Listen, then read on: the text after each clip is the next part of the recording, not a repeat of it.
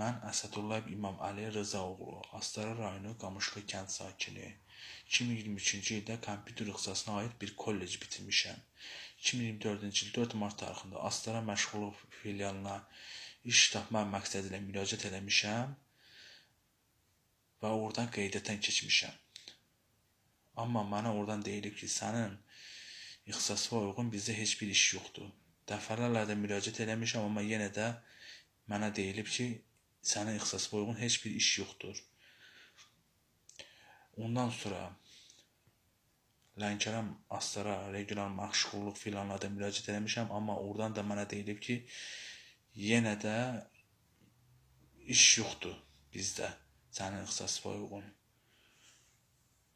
Hətta bu haqda Duz qapısı verilişinə də müraciət eləmişəm, amma hələ də işsizəm və heç bir müavinət də almıram.